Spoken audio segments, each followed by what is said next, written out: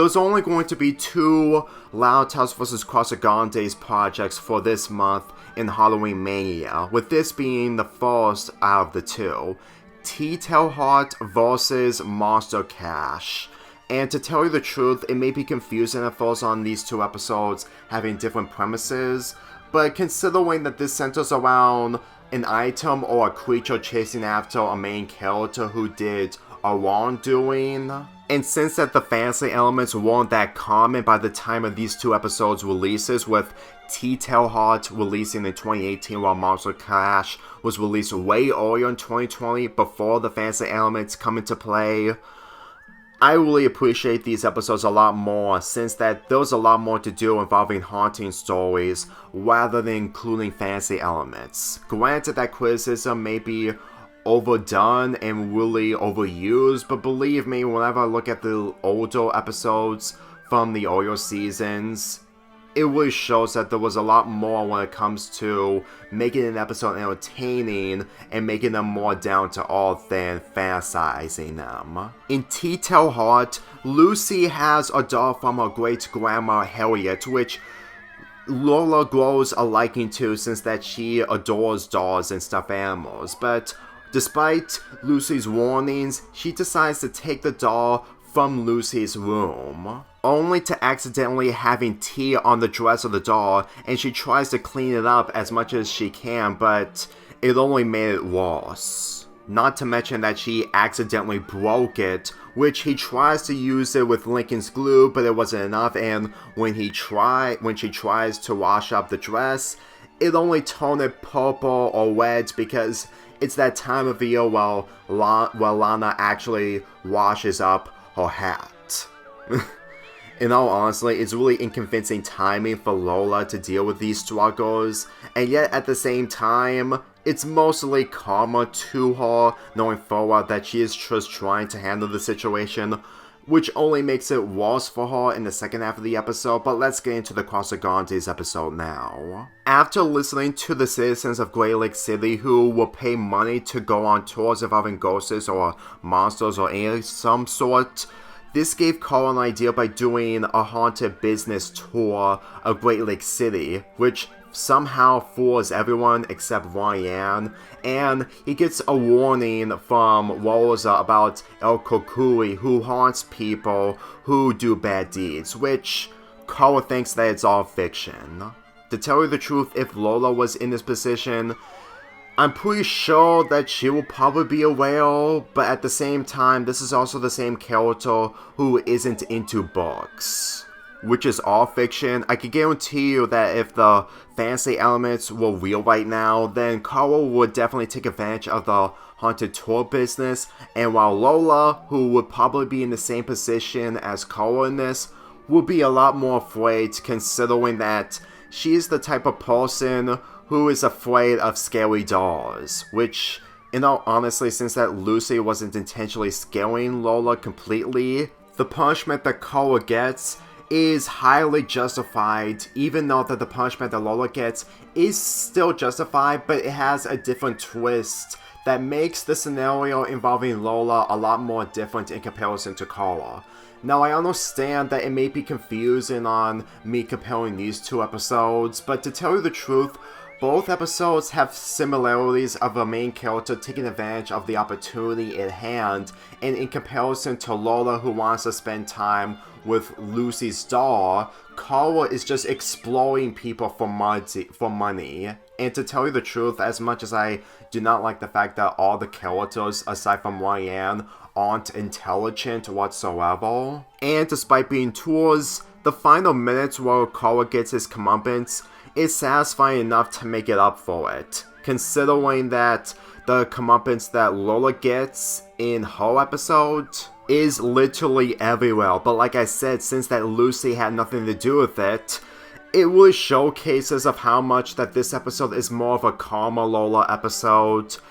even though that other characters aren't treating her miserable or treating her unfairly. Mainly the A Star Is Grown episode that I compared to a Carla episode 3 to 4 months ago. Though then again, in comparison to what Carl did, if you look into this episode on its own and ignore all the episodes before and after, you can understand that Lola meant well when it comes to her adoring Lucy's doll. Like, if you ask me, if it was a lot more that she was into, like rich fame and glory or something like that, like how she was portrayed in Kings of the Con, then maybe you can't be able to leave this episode out of all the other things that she did before and after this. So, what I feel about Lola in this is that she has good intentions, is that the karma that she gets is mainly of how you remember this episode along with the other Lola appearances of what she did before and after. That's literally what I meant if you look into 2 different perspectives involving this episode. And thinking of how Lucy wasn't responsible of harming Lola with the doll that she ruined just showcases of how somewhat shallow, which she's mostly shallow obviously, but also calm and collective she is when it comes to Lola doing that type of stuff. And believe me when I say this, even though that most of the majority of the Lau family are goers, and if a boy went through all this, I'm pretty sure they would have went over the top with this when it comes to the scenario that the boy would go through. But when it comes to Lola, it really feels like the same way, but since that she isn't like Lincoln or the other characters, she had to do different techniques in order to handle the situation by herself. Which for me personally, in comparison to the Casagrandes episode, well,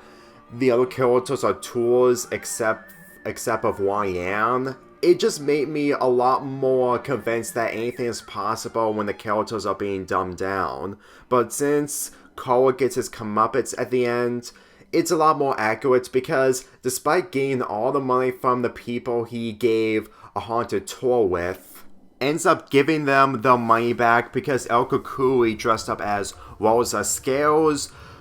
Carla, and the others in order to prove a point to Carla. To tell you the truth, the similarities involving El Kukui and the doll is mainly the fact that they're haunting the main characters, while the doll was haunting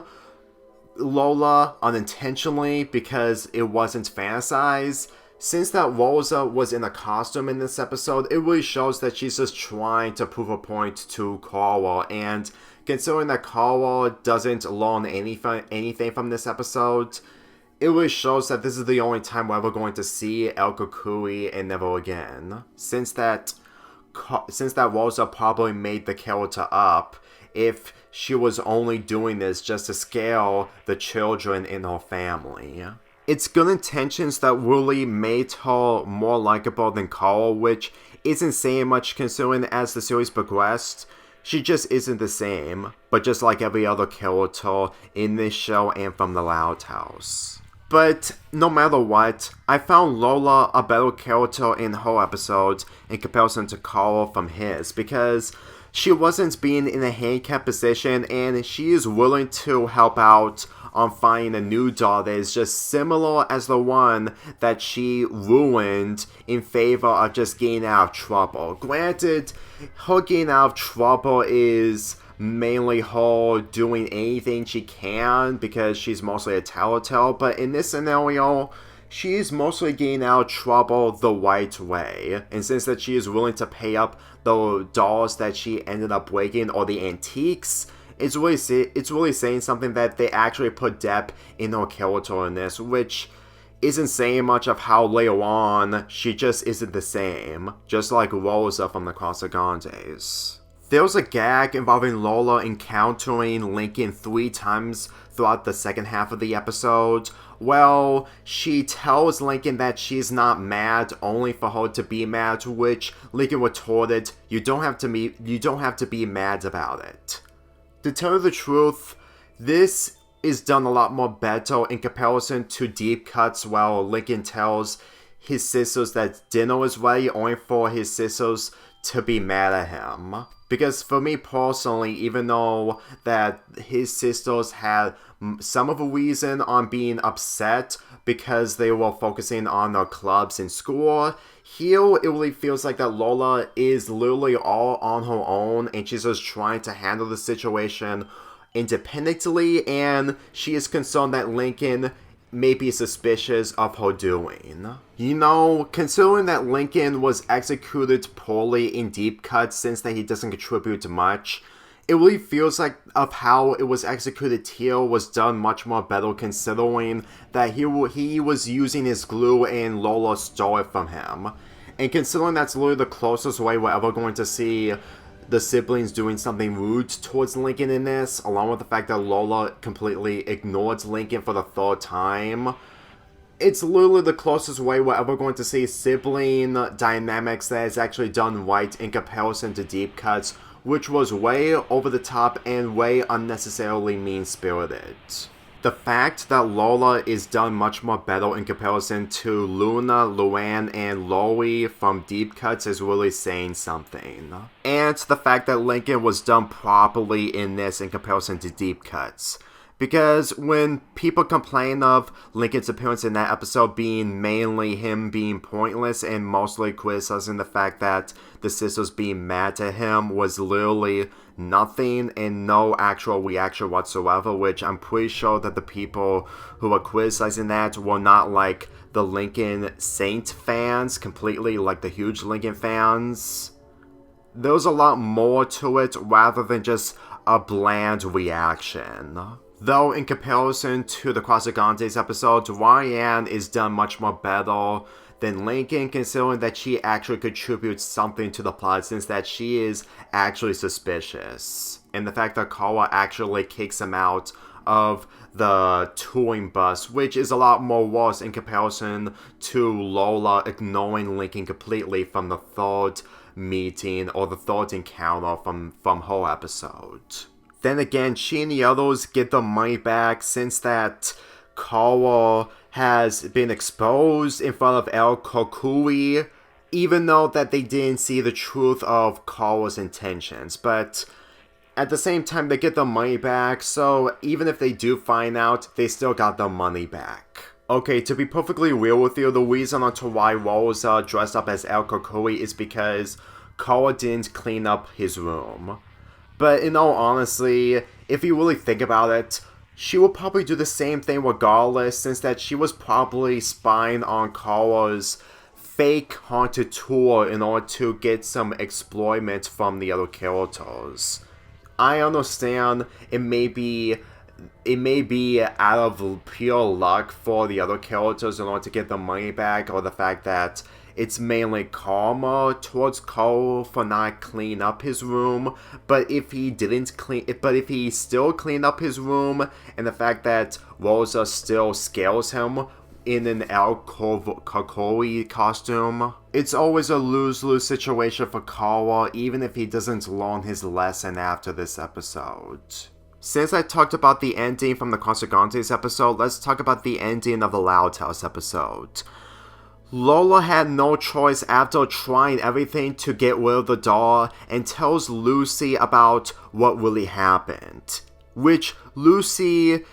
told Lola that she got what she deserved when it comes to the doll haunting her multiple times, and the fact that Lucy actually enjoys her doll a lot more than how it was since that she found it. And the biggest reason onto why the doll keeps coming back to Lola no matter how many times she tries to get rid of it is because her twin sister Lana keeps bringing it back to her after finding it in one of her favorite locations.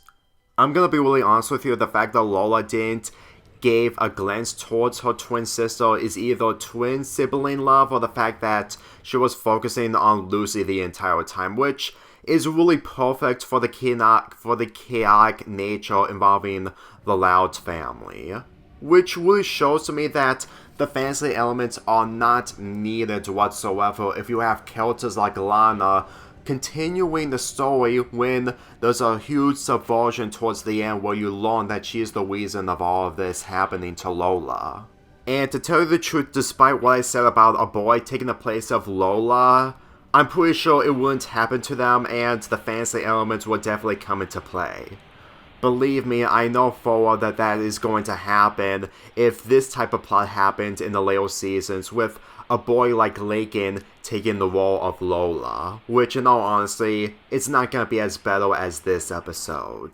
So overall, this was my Loud House vs. Casagrandes comparison video that I've been talking about centering around Lola and Kara. Granted, I could have replaced this with something else, but since that there are more ideas involving these two characters and the fact that Lola ends up becoming the better character in comparison to Kara when it comes to these episodes, is it too late to think that Kara has no gain if he ever competes against Lola? Because to tell you the truth, just by watching these episodes, it's an indication that Lola can up against Kara no matter what, to the point that it's really, really humorous to think that if Kara ends up becoming superior over Lola, is that if he rigs the game, which in all honesty, Lola will catch on quickly, and her tattling will probably be a lot more effective towards Kara in comparison to her siblings.